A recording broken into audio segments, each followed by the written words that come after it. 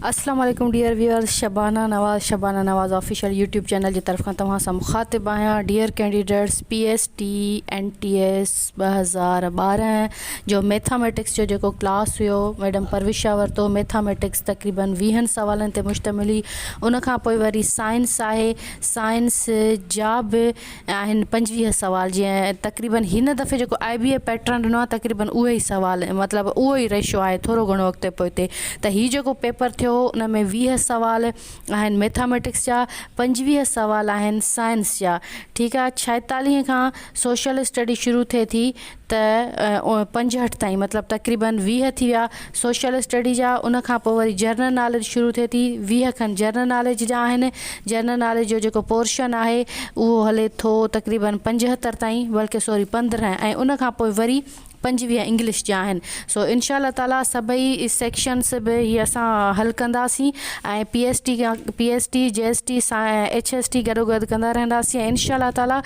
Course जो बिल्कुलु नो doubt के प्रेशर आहे, पर जॾहिं तव्हां टेस्ट जेके पुराणा सैम्पल पेपर आहिनि उनजो तव्हां पैटर्न ॾिसंदो, जेको काफ़ी जेको नयो IBA जो आहे या जेको सैम्पल पेपर ॾिनो आहे उन सां रिज़ेम्बलिंग आहे कि आई बिलीव कि तव्हां मुसलसल एतिरो पढ़ियो बि आहे न, त हाणे थोरो सैम्पल पेपर वारो हीउ जेको तव्हांखे माना मिली वेंदो न किलू, इहो तव्हांजे लाइ हीउ जेको रहियल कोर्स आहे उनखां वधीक कारआमद साबित थींदो। क्लासिस बि हलाईंदा रहंदासीं, क्लासिस ते बि वर्क हले पियो इंशाअल्लाह ताला।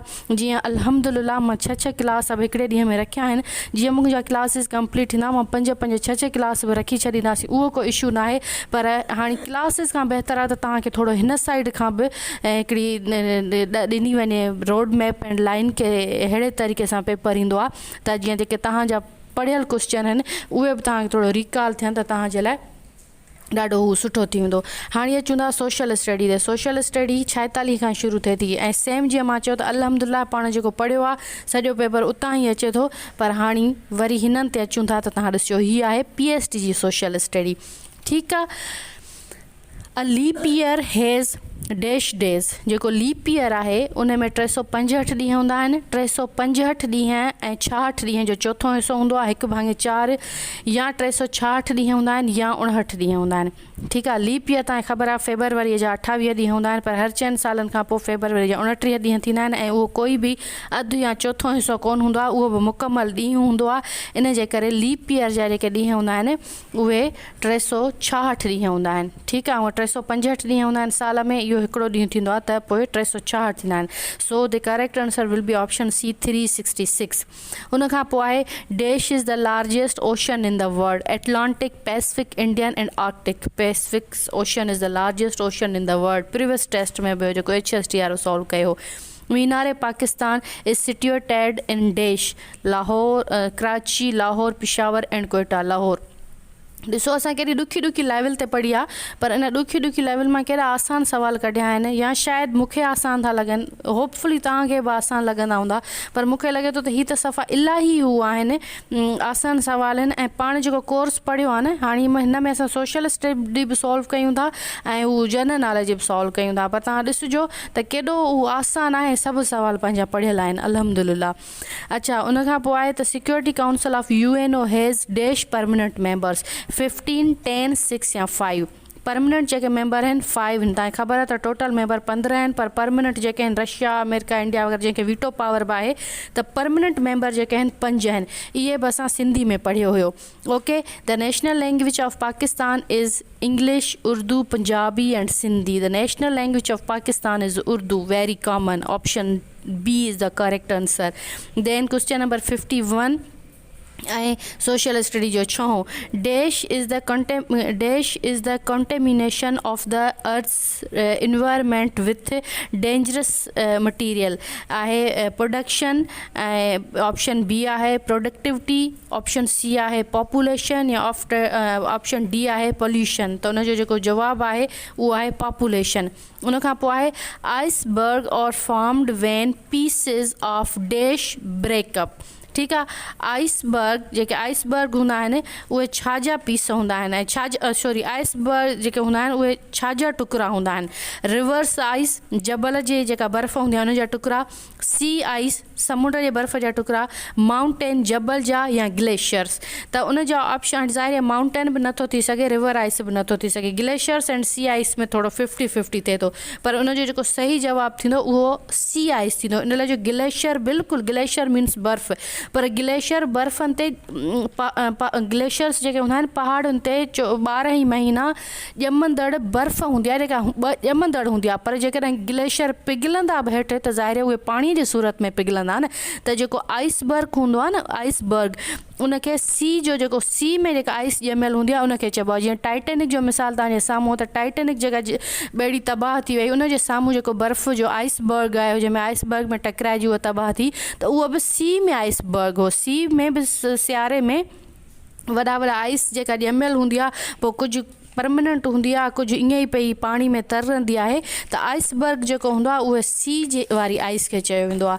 उनखां पोइ वरी आहे त the national dress of Pakistan is shalwar kameez, ठीकु आहे, ऐं ट्राउज़र शर्ट, पजामा फ्रॉक और साड़ी, ठीकु आहे। त correct answer is option A shalwar kameez. हीअ बि पाण पढ़ियो आहे जेके क़ौमुनि जी, त क़ौमी ॿोली, क़ौमी लैंग्वेज, क़ौमी ड्रेस, क़ौमी खाधो, क़ौमी गेम, तव्हांखे यादि हूंदो इहो असां इलाही हिकिड़ो सॼो चैप्टर पढ़िया। सोशल स्टडी में बि आई थिंक थोरो सिंधी में बि टच हुयो हुनजो। उनखां पोइ क्वेश्चन नंबर 54 आहे त मुस्लिम्स इंटर्ड इन डैश एडी 1526, 7th 11, 18th 57 और 1707, ठीकु आहे।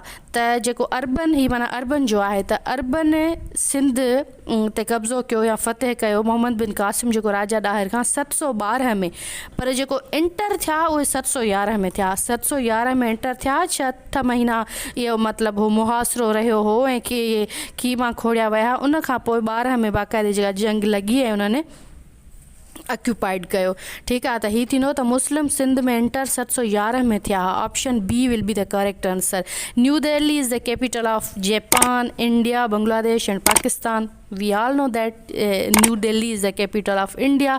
अच्छा, capital city, currency and language, इहो बि इंशाल्लाह ताला मां हिकिड़ो क्लास ठाहींदो जो मां तव्हांखे ॿुधायो त capital city and currency and इहे हमेशह हिकु ॿ ईंदो आहे कंहिं न कंहिं टेस्ट में न। उनखां पोइ आहे पिक आउट द ट्रू और फॉल्स, सही या ग़लति हू कयो। कश्मीर राजा वाज़ अ हिंदू डोगरा, कश्मीर जो जेको राजा हुयो उहो हिंदू डोगरा हुयो, ट्रू या फॉल्स। सही जवाबु आहे बिल्कुलु हिंदू डोगरा हुयो, उन कश्मीर जी जेका उहो स्टेट हुई ख़रीद कई हुई, इहो ट्रू आहे। उनखां पोइ मौलाना मोहम्मद अली जौहर वाज़ बार इन रामपुर स्टेट इंडिया, सही बिल्कुलु, ठीकु आहे। उनखां पोइ आहे त थर dessert is located in Sindh, थर सिंध में आहे या सही आहे या ग़लति आहे, सही आहे। Pakistan produce the biggest quantity of jute, Pakistan में वॾे तइदाद में सिणी जी पैदावार थींदी आहे, ट्रू या फॉल्स, ग़लति आहे। जेका सिणी जी पैदावार थींदी आहे जूट, उहा बांग्लादेश जी जेका मेन क्रॉप आहे न उहो बांग्लादेश जो आहे, ऐं पाकिस्तान जो जेको मेन क्रॉप आहे उहो वीट या कणिक आहे।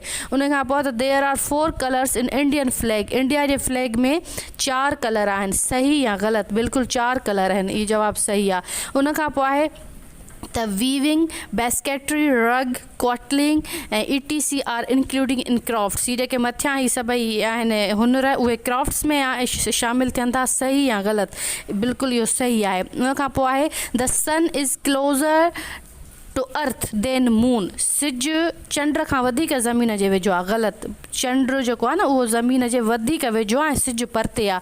उनखां पोइ आहे the river valley are not densely populated, river valley densely populated न आहे, ग़लति, ठीकु आहे। इन लाइ जो जेको रिवर वैली आहे उहा ज़ाहिर आहे उहा एग्रीकल्चरल आहे ऐं डेंसली हू पॉपुलेटेड आहे न। Karachi is the capital of dash, Karachi is the capital of Balochistan, true or false, ग़लति आहे। Karachi is the capital of Sindh.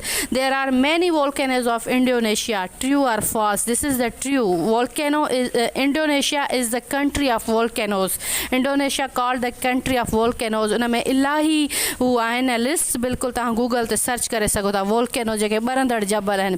सो ही हुयो PST जो सोशल स्टडीअ जो पोर्शन उमेद त तव्हां हिन जे लाइ तमामु घणी हिकिड़ी सुठी क्लू मिली वई हूंदी ऐं तव्हां लाइ कारआमद साबित थियो हूंदो।